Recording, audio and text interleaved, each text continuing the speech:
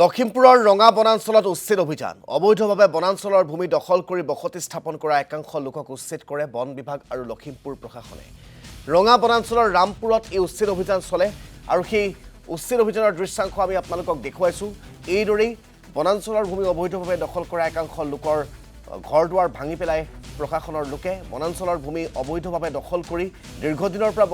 বসতি স্থাপন কৰি আছিল এই সকল লোকে আমি আপোনালোকক এয়া ৰঙা বনাঞ্চলৰ ৰামপুৰত চলা উচ্ছেদ অভিযানৰ কিছু আলোকচিত্ৰ দেখুৱাইছো এই সন্দৰ্ভত সবিশেষ জানিবৰ বাবে আমি পুনে পুনে উত্তৰ অসমৰ বিৰোচী বুবুল হাজৰিকাৰ কাষলৈ আপোনালোকক লৈ যাব বিচাৰিছো বুবুল হাজৰিকা আজি ৰঙা বনাঞ্চলত উচ্ছেদ চলিল কিমান ঘৰ ভঙা হল তেওঁলোকক জাননী দিয়া হৈছিল নে নাই এই উচ্ছেদৰ পূৰ্বে বা কেনেকুৱা কি গুটেই ব্যৱস্থাটো কৰা হৈছিল মই আপোনাৰ পৰা জানিব বিচাৰিম ৰাজদীপ চাওক আচলতে লখিমপুৰ ৰঙা বনাঞ্চলত অৰুণাচলীয়ে বাৰম্বাৰ তেওঁলোকে বেদখল কৰা পৰিলক্ষিত হয় বিগত সময়ছোৱাতো বিভিন্ন ধৰণৰ বিক্ষিপ্ত ঘটনা এই বনাঞ্চলখনত সংঘটিত হৈছিল অৰুণাচলীয়ে বন বিভাগক লক্ষ্য কৰি গুলীচালনা কৰিছিল প্ৰায় ৪৫ জোপাতকৈও অধিক তেওঁলোকে চেগুন হাল এনেধৰণৰ মূল্যৱান গছ কাটি তেওঁলোকে তহিলং কৰিছিল অসমৰ বনানীকৰণৰ যি ভূমি আছিল সেই ভূমিত তেওঁলোকে আহি তেওঁলোকে গছ কাটি তহিলং কৰা পৰিলক্ষিত হৈছিল আৰু তাৰ পাছতে অলপতে তেওঁলোকে ৰঙা বনাঞ্চলৰ ৰামপুৰ বনখণ্ডৰ অধীনত তেওঁলোকে এটা বিনোদন কেন্দ্ৰ স্থাপন কৰিবলৈ চেষ্টা কৰে সেয়াও লখিমপুৰ প্ৰশাসন আৰু বন বিভাগে উচ্ছেদ কৰিছিল এতিয়া সেই বিনোদন কেন্দ্ৰৰ আশে-পাশে তেওঁলোকে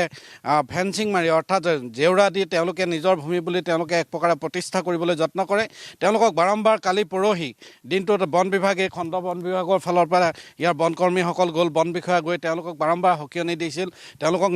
নটিছো দিয়া হৈছিল কিন্তু তাৰ পাছতো তেওঁলোকে কোনো ধৰণৰ পদক্ষেপ গ্ৰহণ কৰা নাছিল অৰ্থাৎ তেওঁলোকে আগ্ৰাহী ভাৱত অসমৰ ভূমি দখল কৰাটোৱে তেওঁলোকৰ লক্ষ্য হৈছিল এতিয়া কথাটো হ'ল এফালে অসমৰ লগত অৰুণাচলৰ সীমাক লৈ আলোচনা চলি আছে গৃহমন্ত্ৰীৰ উপস্থিতিত চুক্তি স্বাক্ষৰ হৈছিল তাৰ পাছত কিন্তু লখিমপুৰৰ ৫খন বনাঞ্চলক লৈ আজি তাৰিখলৈকে কোনো ধৰণৰ হুদুত্ব ওলোৱা নাই আলোচনাও হোৱা পৰিলক্ষিত হোৱা নাই আৰু সেয়েহে অৰুণাচলে বাৰম্বাৰ তেওঁলোকে দখল কৰি আছে এই মুহূৰ্তত সমগ্ৰ অভিযানটোৰ বিষয়ে আমি জানিবলৈ যত্ন কৰিম খণ্ড বন বিষয়া আছে তেখেতৰ পৰা জানিবলৈ যত্ন কৰিছোঁ কেনেধৰণে আপোনালোকে এই উচ্ছেদ অভিযানটো চলালে আৰু তেওঁলোকে আগ্ৰাহী ৰূপটো আপোনালোকে বাৰম্বাৰ তেওঁলোকক প্ৰতিৰোধ কৰে তাৰ পাছতো তেওঁলোক আহি থাকে না আমি আজি কেইবাদিনো হৈ গ'ল আমি পুলিচ প্ৰশাসনৰ লগতো যোগাযোগ কৰিছোঁ স্পট ভেৰিফিকেশ্যন কৰি পেলাই ফটোসহ আমি এজাহাৰ দিছোঁ লখিমপুৰ ৰেঞ্জাৰ DFO ছাৰৰ লগত আলোচনা কৰিছোঁ সেইমতে আলোচনা কৰি পেলাই আমি নিজাববীয়াকৈ মানে ফেন্সিং ভাঙি আমি লৈ আহিছোঁ তাৰপিছতো তেখেতলোকে প্ৰতি বাৰে আহি পেলাই আকৌ ফেন্সিং নিৰ্মাণ কৰি পেলাই সিহঁতি মানে সিহঁতৰ নিজৰ আগ্ৰাসী যিটো মানে হেৰিটো সিহঁতি দেখাই আছে আৰু সিহঁতি ল'বলৈ চেষ্টা কৰি আছে এবাৰ এটা বিনোদন কেন্দ্ৰ আপোনালোকে ভাঙি দিছে এইটো বিনোদন কেন্দ্ৰ আমাৰ প্ৰশাসনে আমাৰ লগত সহযোগ কৰি প্ৰশাসনৰ ফালৰ পৰা ভঙা হৈছে তাৰপিছতো তেখেতলোকে আকৌ মানে নতুন জেগা দখল কৰি পেলাই খেতি কৰিবলৈ কিবা কৰিবলৈ সিহঁতি বিচাৰি আছে আৰু কৰিছে কিন্তু আমি আমাৰ ফালৰ পৰা বাৰম্বাৰ আমি বাধা দি আহিছোঁ কালিও আমি ডিউটিত গৈ পেলাই আকৌ সেই ফেন্সিং মৰা কিবা মৰা আকৌ নতুনকৈ মাৰিলে তাৰপিছত আমি পুলিচ প্ৰশাসনৰ লগত যোগাযোগ কৰি পেলাই তাত এজাহাৰ দিলোঁ আঞ্চলিক বন বিষয়াক জনালোঁ আঞ্চলিক বন বিষয়াই DFO ছাৰ আৰু চাৰ্কল অফিচাৰৰ লগত আলোচনা কৰি পেলাই আজি ৰাতিপুৱা 7টা বজাতে Naoboicha circle officer Chilnibari IC আৰু আমাৰ লখিমপুৰ প্ৰটেকশ্যন ফ'ৰ্চ আৰু আমাৰ beat office Kimin beat office আৰু ফুলবাৰী বিট অফিচৰ বনকৰ্মীসকল একগোট হৈ পেলাই আজি অপাৰেশ্যন চলাই পেলাই আমি যিখিনি ফেন্সিং মাৰিছিলে সেই সম্পূৰ্ণ ফেন্সিংখিনি আমি ধ্বংস কৰি দিছোঁ আপোনালোকে তেওঁলোকক কৈছেনে যে আলোচনা চলি আছে তাৰ পাছত এই কামটো কৰিব নালাগে এফালে আলোচনা চলি আছে আনফালে আকৌ তেওঁলোকে আগ্ৰাহী ভাৱটো দেখুৱাই আছে এইটো প্ৰায়